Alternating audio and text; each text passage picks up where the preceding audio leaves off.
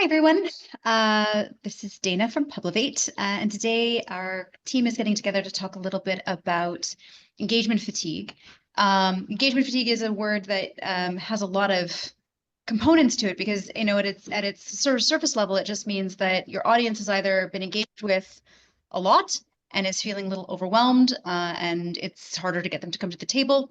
But it can also mean that they've come to a small number of very large or long meetings, and they're getting worn out from screen time. It can mean that the topic itself has come up so many times in the last 5 or 10 years that it's just no longer interesting to people, or they don't feel like there's momentum and the impetus to change, and so they're less likely to come to the table. But for our crew, what it means is that we know that we're dealing with either an audience or a topic or both, that we're going to struggle to get people to come to the table if we don't come up with a set of strategies right from the very beginning that help overcome some of that engagement fatigue. And so today, that's what we're talking about: how we, as a team, from start to finish, think about if there's going to be some fatigue with our intended audience or intended topic, ways to mitigate that, and the success stories that we've had from our strategies. And so I don't know which of our team members wants to kick off, but that's where we're at. Can I just add to that a little bit, Dan? I think the other part that I know we kind of wanted to touch upon that goes, I think, hand in glove with fatigue, because part of fatigue is also participation. And I think a lot of people see public engagement fatigue as not getting them there at all, but it's also, once we get them there, how do we also make sure that we're providing an environment where they feel comfortable participating if they choose to do so. That's great. Absolutely. Having butts and seats only helps if they're willing to talk.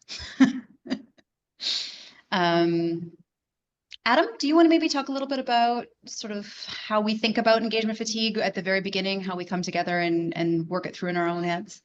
Yeah, I think before anything, it's really starting with strong audience fundamentals. So that means a variety of different things. And when we're going and planning meetings, it's having a lot of thoughtful considerations and questions as well. So first thing, at least that's coming to my mind on that is when we're looking at doing meetings, it's really as simple as opening up a calendar, discussing with our clients as well, and just sort of seeing, okay, what's the timeline of the project look like, and when are days that make sense to be holding meetings. First of all, is we've got to give an appropriate runway in terms of invitations and process, and making sure that people have time in their calendars. For booking something 1 week out, we already know that is destined to fail, especially when it's a big group of people we don't know. But above and beyond that, it's respecting holidays, and understanding that you can't, generally speaking, go and book something on a Friday, especially Friday afternoon. I mean, we have results that show, statistically speaking, that is going to be one of the worst days or times of day to run an engagement. We just don't do it. We know that we're working then, but just because we are doesn't mean that that's going to be well received. So I think just starting from the basics and understanding, well, what are goes and no goes with runway to get there, time of meeting. Another thing that we're bumping into quite often as we do more and more engagements that are pan-Canadian is we're working across a multitude of different time zones.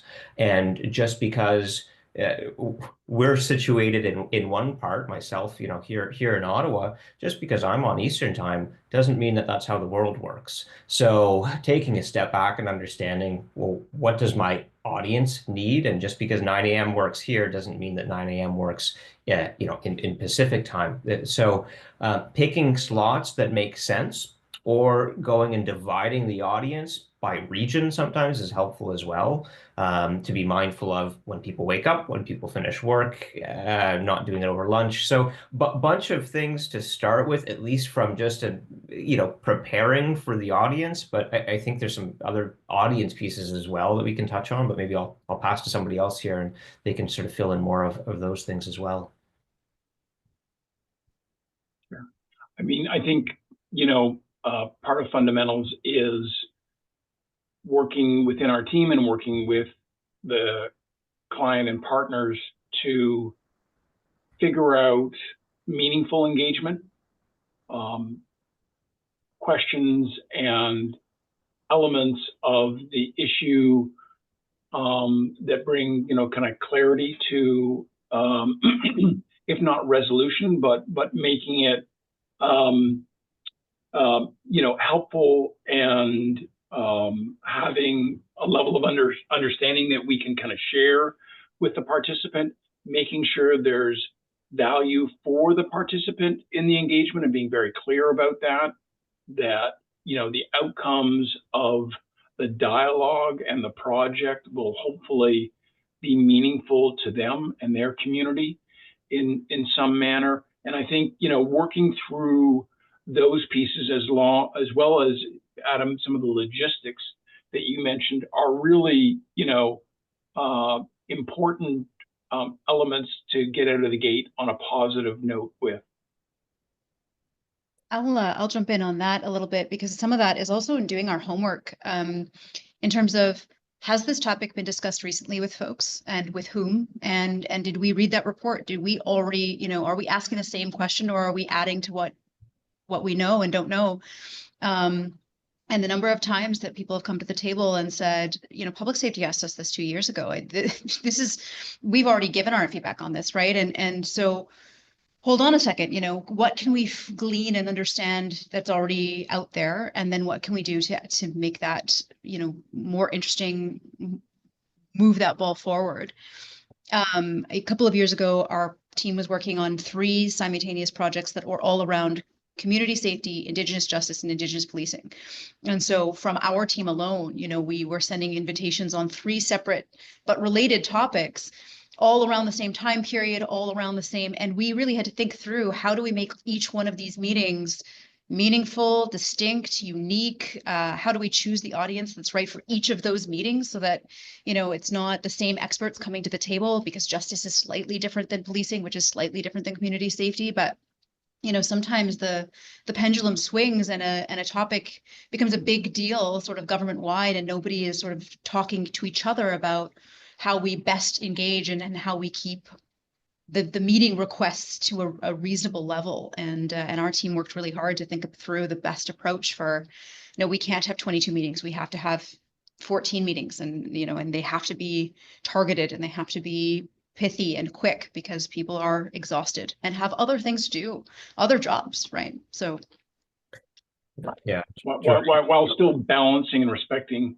the issues across all 3. Absolutely. So that you're not trying to kind of water down specifically what justice or public safety or those audiences want. Sorry, Adam.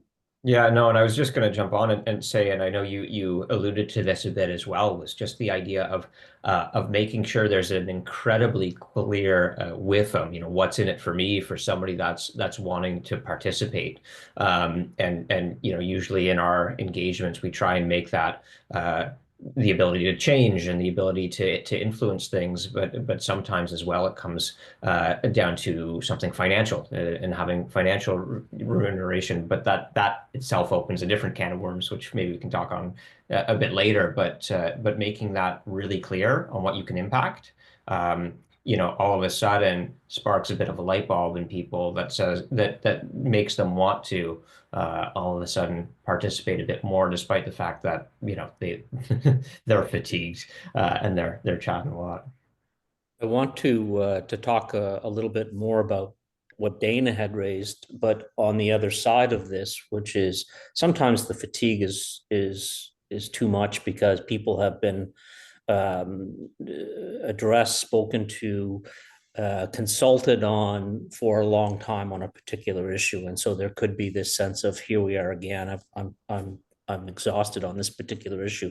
The other side of it is, of that same concept, is that people are super busy these days, and quite often what I find that Publivate does well is be able to approach this issue from the beginning of a meeting, and that's to show the other side, which is, yes, I know you're very busy. I know you've got a lot of context shifting going on in your day all throughout the day.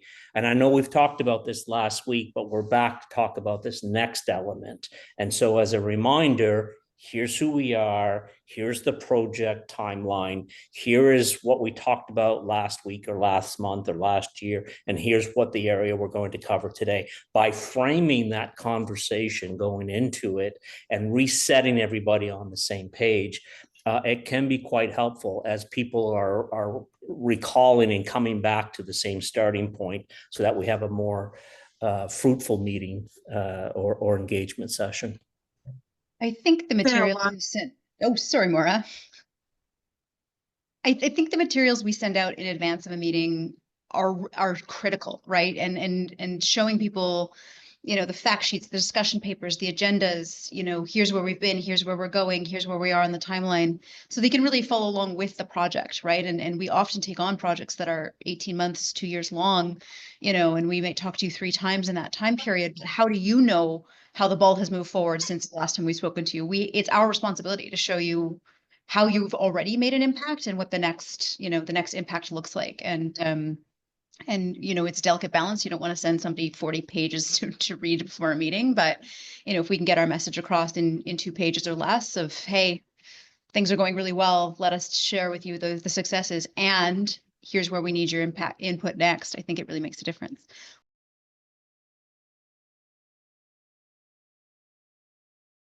So we use a variety of different terms externally, but internally to Publivate, we call them pre-briefing meetings. And what that means is before we invite people to formal dialogues, before there's an actual engagement session to attend, we gather together sort of a representative group of the audience that we anticipate coming to these meetings. And we validate with them, hey, we designed this agenda. Does this agenda look at the way you would expect it to for this meeting? Did we cover the questions that you want to answer?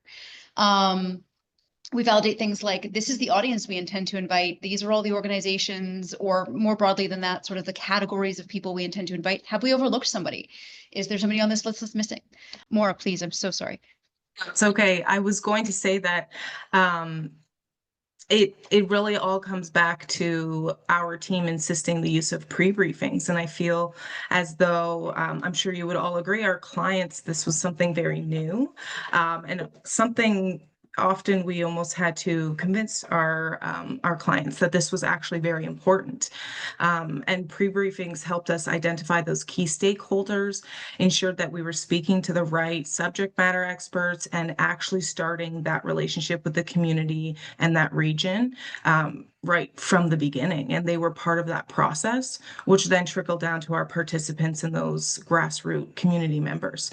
I think it's really helped us and support us building that trust with our participants. And that really continued to allow us to build that momentum through our dialogues and through engagement, and have our engagement strategy being an evergreen document as we continue to update it through those pre-briefings.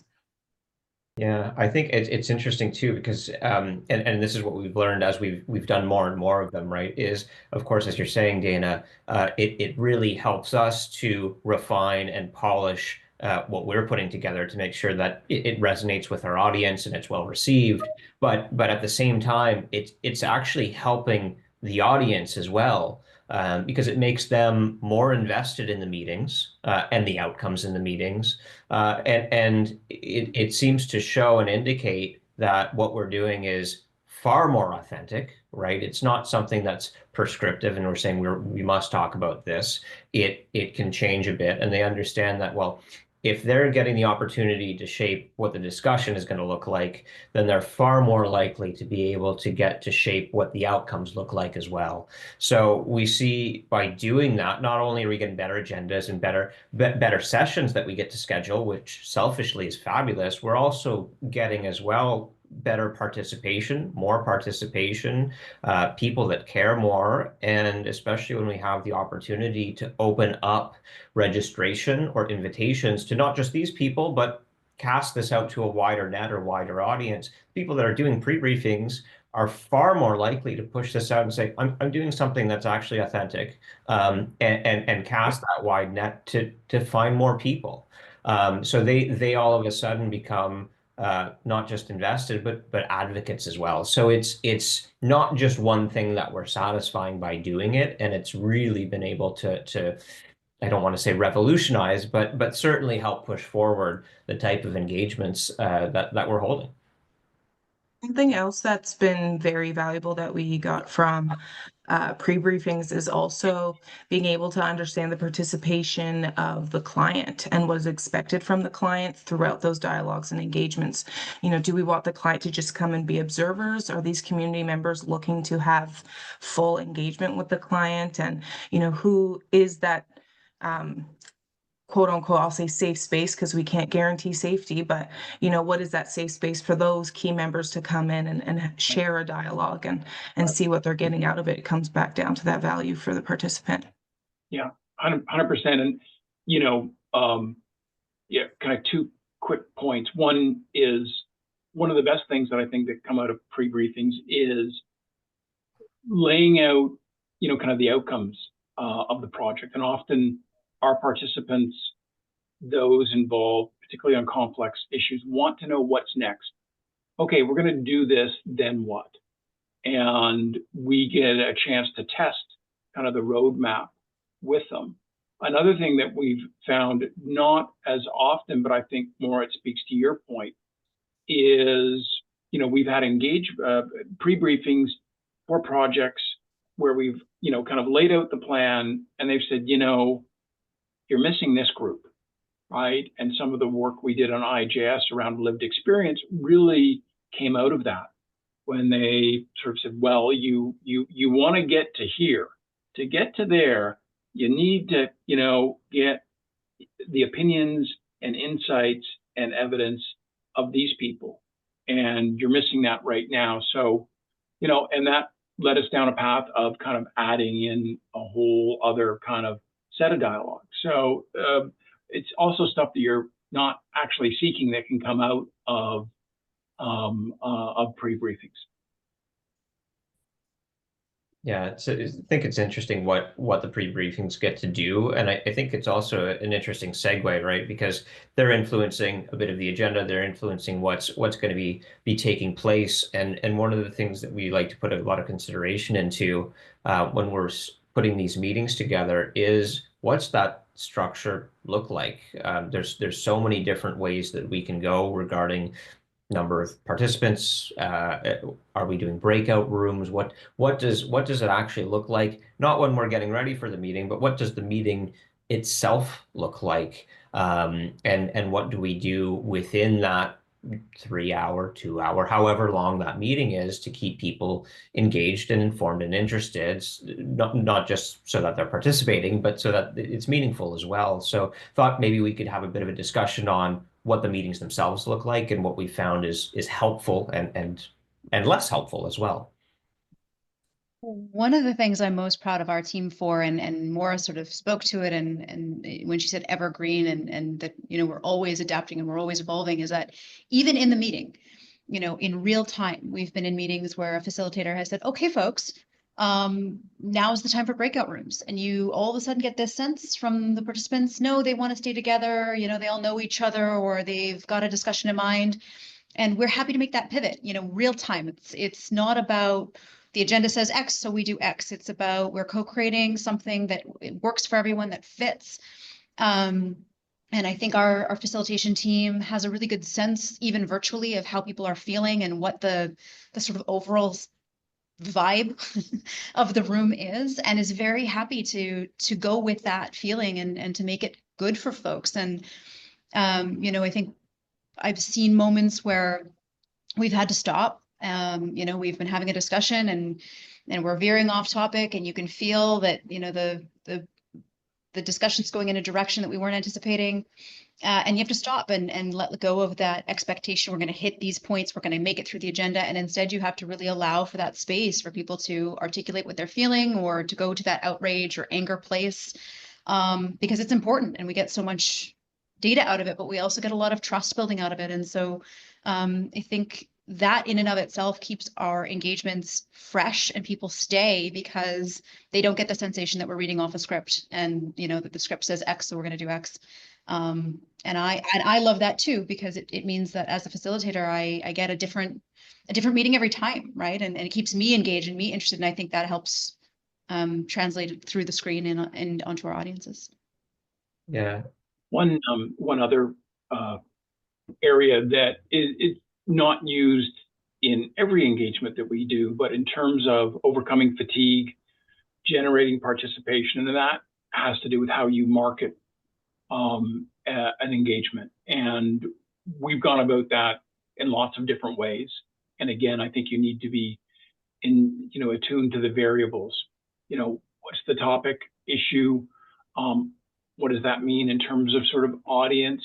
Right down to what's your timeline and your region. So if we're doing a youth engagement, we're going to maybe try and have a little bit more sizzle in terms of how we frame, an engagement and how we get their initial attention. We might use social media more as a means to do outreach and try and ensure we're meeting them where they live, all the way to, building campaign teams. And by that, I simply mean working with representatives of the various community. If you really think you're going to have some challenges getting that audience to participate, but those communities and the leadership in those communities know that it's an important dialogue to have, even if they've seen a lot of engagements, and building that campaign team where you kind of, organically from the ground up do the outreach, and, you try and get, person X from community Y to maybe get 25 people, and same with the next person, and so on. And it can be a really effective way to build participation. They're getting authentic voices, people from within their communities that are advocating, I think is the word that Adam used earlier, in terms of the value of the engagement. So there's lots of different tools that if you need to, you can kind of turn to on the marketing side to kind of amp up and give more profile to an engagement. Yeah, I think one of the things that shocks me about what I've learned about keeping people's interest in a 3-hour-long meeting, and we try very hard not to have meetings longer than 3 hours. Doesn't always work, but particularly virtually, that's the absolute maximum amount of screen time a person can handle in an afternoon. Is moving away from keeping those PowerPoints up all the time and having endless decks and endless sort of white screens with words, and really asking people to keep their cameras on if they're comfortable, and having that face-to-face connection. And that has made a huge difference, I think. There's absolutely a time and a place for a deck, and we're happy to use a presentation when we think the visual aids are helpful. But I'd say most of the time, 70% of our meetings are they look just like this, folks looking at each other, getting a sense of who's in the room, and having a dialogue and a conversation. And that really keeps people's interest, because what you want is to know how the people that you're there in the room with feel, and to really either agree or disagree, but in real time. That's why we're there. So yeah, that is a small but crucial, I think, element to getting people to really stay and participate. Adam? Yeah, no, I was just going to say an interesting point. I mean, you're absolutely right with making it more personal, right? Having a space that feels a bit like this. Can't get away from, in meetings having to do a PowerPoint, having to put up slides. But, best practice we're finding on that is you put up the slides, however many you need, but you don't let them linger, right? It's if you need it, great, you have it. It's a tool that you use, but you bring it down, because what's more important than a PowerPoint is the people that are in the room, and that makes it just more engaging and more authentic, and it helps people. And it's interesting as well. I mean, in all the meetings that we've done, it's become so apparent that you just need a few people to start with their cameras, and then everyone feels not obliged, but it feels like it's important to do so. So it's really important when you're facilitating that that's worked into your script and your ask, and in asking people to make sure that they're visible, right? Because if you don't ask, then it often won't happen. And as long as you get a couple people doing it, then all of a sudden your meeting comes to life a bit, and that's worth a lot. I also, I really appreciate the importance and how we make sure that we implement personal introductions, and we make sure that in our agenda, we leave time for people to introduce themselves. That's when we don't have a slide deck or a presentation up, we can see each other. People can tell you about their professional lives or their personal, if you will, or if they wish to, and you get to learn about who's in the room, and you can build relationships just off of that. You see people exchanging emails or ideas or letting each other know where they are in the world or which community they're from. And I think that also just builds off of the amount of value we have in those sessions and through those dialogues. Yeah, and I think, one of the other things that we found over time, just sticking with, okay, you got them there, but how do you then get them to participate, is also understanding that for some people it might not be having eyes on them and them being in front of a mic. Maybe they just want to drop something into the chat. I'm sure you have had, when facilitating, participants that have sent me a personal note, right? That this is, what they think. And, from our standpoint, that accessibility is kind of key, and trying to find, ensure that everyone feels as comfortable as they can. So dropping in an email into the chat where they can send something either during or after the meeting, and giving them as many channels as possible to participate in a way that makes them comfortable, knowing that it all counts. It's not like, those that are on the transcript are going to weigh in more than those that might have sent us an email with some ideas. Jordy, if we could just pause for 1 minute, I'm just going to rotate. I've got somebody behind me now, and I don't want it to distract. 1 second. So many pieces.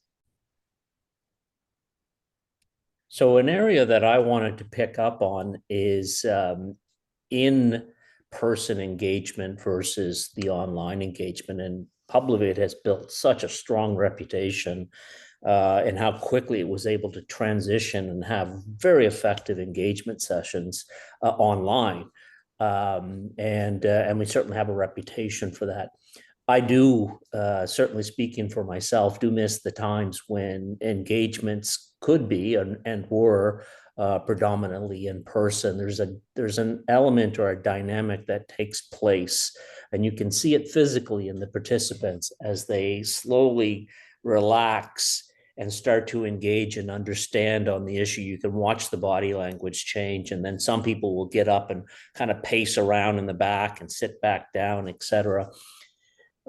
It reminds me of an engagement session that I led very recently, actually, with clients won't be named, but it was association groups coming together, thinking about an amalgamation of these various industry association groups, and had to quickly pivot from what was agreed to in the pre-briefing based on a kind of a meet and greet the night before. We had supper together with everybody, with the participants, and kind of an icebreaker event. And throughout the course of that evening, discovered that I don't think this agenda is going to work the way we've set it up. So the next morning had to completely wing it. But the point that I'm making is I introduced a segment in that conversation that was one of those whiteboard, pull a repeat paper, white piece of paper down and put them all over the walls.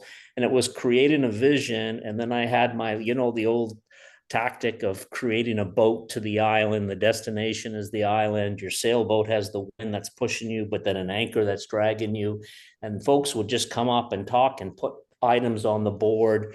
And that physical proximity of having to pass each other, put their notes on the board, and then summarize, have a chuckle at each other, agree when it was time to take a break. Those things can lead to very effective outcomes. Certainly, if you're trying to not just relay information and get information back or opinions back, but actually try to build a consensus towards something. So the style of engagement that's chosen is super important. And I would argue to clients don't necessarily preclude in versus online meetings, because both can be effective depending on what your outcome is that you're seeking. Yeah, and one thing that's interesting, which is so clear regardless of how you're doing it, and it's interesting, Nathan and Dana, you're saying the same thing in different ways, which is nimbleness pays off, right? Being able to make game time decisions and not say, well, my hands are tied. This is what's in the notes. This is what's in the agenda. But having the wherewithal and the confidence to go and say, this doesn't feel right. Let's go and make some adjustments on the fly. You can't get there without a lot of experience, obviously. But once you're there, the outcomes become a whole lot more interesting. And as a participant too, it goes from a negative or mediocre engagement where maybe people are sitting on their hands and not engaged and not relaxing, as you're sort of saying with the body language, but it's something that allows people to get a lot more out of it, as we do as well. I think it's a two-way street, right? If our participants are getting more out of the engagement, so are we, right? So being able to make that shift is huge. I think this is a benefit of being a not tiny, small but mighty team, right? Is that if I make a change on Wednesday, I can communicate that change to Maura on Thursday, and then Maura, makes a different change on Friday, and we can trust each other, and also continually be touching base and finding out how somebody else's meeting went, and kind of making those changes together.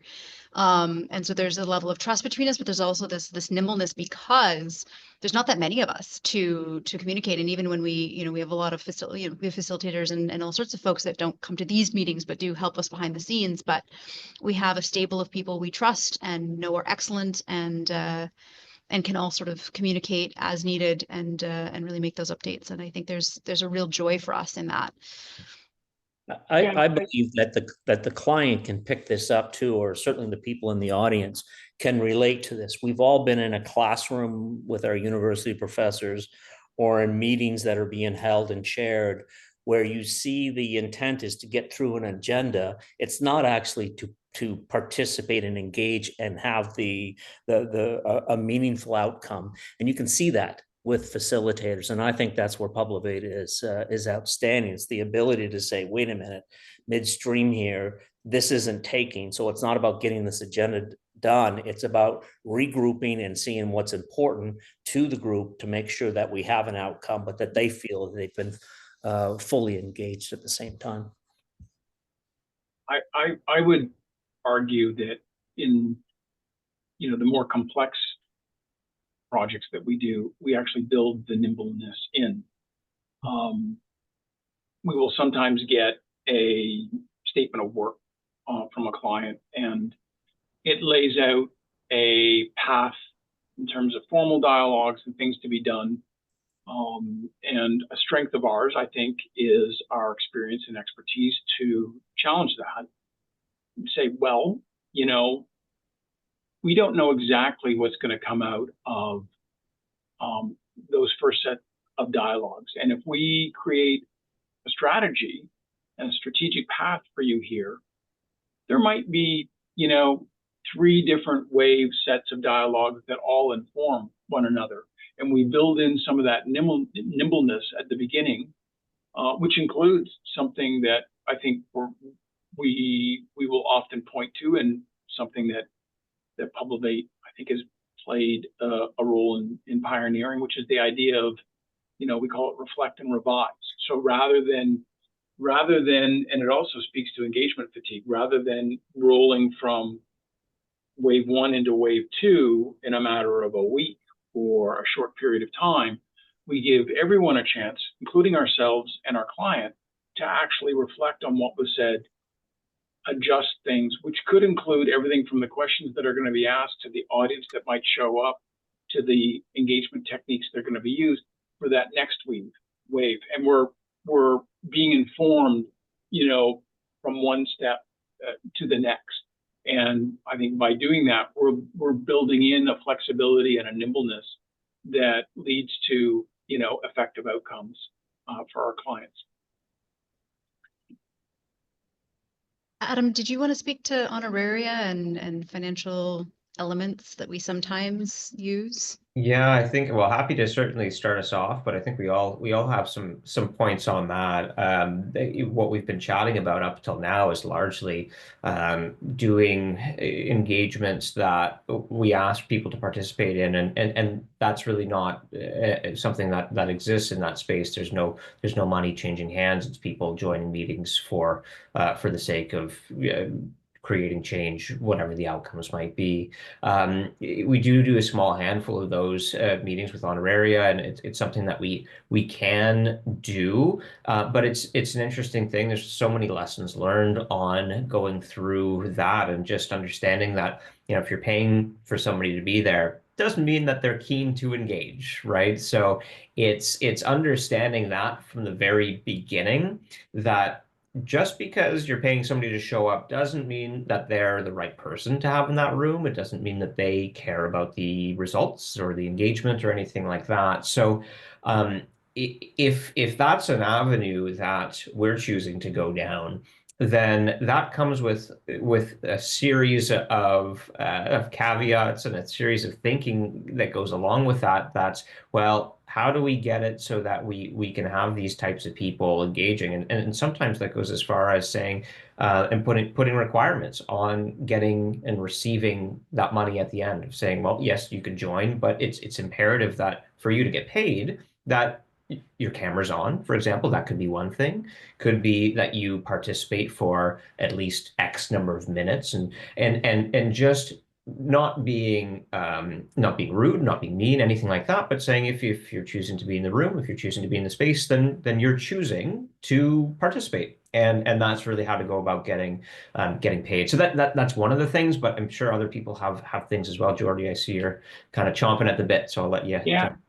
Well, it's just, and you made some good points. I just think that, one of the things that we've learned is not to leap into honorariums. And if a client has already kind of made the decision and they've set aside some money for that, we will often try and give them good counsel. Step back. Let's look through this engagement overall, see if that's necessary, and if it is, then how we are going to apply it, to your point, so that it's fair to all, and it's not, as you guys know, sometimes we will offer honorariums, and many of the participants are not interested in taking an honorarium, and they've got their reasons for not, and their reasons for wanting to participate, and they will get a little offended by those that clearly, to your point, Adam, are there just to get the honorarium. So that kind of puts us in a position that we've learned over time to be delicate in how we handle that. And it's also there's other different ways than honorariums that we can kind of remunerate. And again, I think this comes back to reading the project, reading the audience. We've done different things for youth that might not be a full-blown honorarium, but we've got them, a card to Tim Hortons or something. It's a little sort of lighter nature, but a bit of a thank you for them. And again, it's just sort of trying to fit the right sort of strategy and tactics to ensure we get the best possible engagement and participation. I think one of the things we've learned is, if the folks that are coming to the engagement are primarily coming as a part of their job, of their role, right, then they come they're being paid by their organization to be in the meeting. And that happens a lot, right? Hey, you work for victim services and we're doing an engagement on justice. And so victim services is sending you for the afternoon to talk to the good people at Publivate about justice. And so if we offer an honoraria, they will say no, because it doesn't, feel right to get paid twice. But we often don't have to offer one. But when folks are taking time out of their day and often taking time away from hours where they could be making money or they could be at work, that's where we get into those areas. And so, that's where we start talking about how do we fairly compensate you. And particularly, Jordy, you talked about youth. We don't want to offer an amount of money that would pressure anyone to come and participate. We don't want it to be an amount of money that is too incentivizing. And that's a really delicate balance, and so Jordy, I liked your example of Tim Hortons gift card. We've also done, door prizes. Okay, everybody's in a draw for a thing, which is fun. But we've all, I think, heard those horror stories of, well, every participant got $500, and so a lot of people came just to get the money and were uncomfortable with the topic, or or didn't really want to be there, or were pushed into saying things they didn't want to say. And we're really good at, I think, at sort of balancing those things out. Yeah, Yeah, I think I'd like to okay. actually even mention a bit of like a 180 or maybe even a 360, if you will, where honorariums are actually necessary. And it may be seen or heard as an incentive, but for some of our audiences, it's actually a gift in exchange for their knowledge, for their lived experience, because that goes back to engagement fatigue, right? Why we're here, what we're actually discussing. People have been talking about their lived experience time and time again, over and over, and whether or not they saw change or not, we're coming back knocking on their door asking if they're ready to talk again, and those are times where an honorarium is actually necessary. To show people that there actually is value in what they have to share, and we're not just here to take, that we have something to offer back as well. Yeah, so that's a good point. I think as well, Dana, you were mentioning, people are often coming on or during work hours, on behalf of their employer, let's say, generally speaking, less important to offer up that money or the honorarium. Also, I think if people are coming on their own accord for issues that really are important to themselves, if the issue is big enough, if their passion is big enough, then generally speaking, it's not needed, right? Because they feel like they're making change, they're doing something important that they value. And I think oftentimes it comes down to is when it's something that people aren't wildly passionate about and they're doing it on their own time. That's when sometimes that can be a bit more helpful to get people in the room when there's less demand, right? If you're not a massive advocate, if it's not wildly important to who you are or your identity or your family, then sometimes that can be the change that gets people over the hump. So it's always different for everything. But Jordy, as you're saying as well, right? It's well, let's look at the engagement that's in front of us, and before we just rush out to go and do that, let's think about what's needed and what's helpful.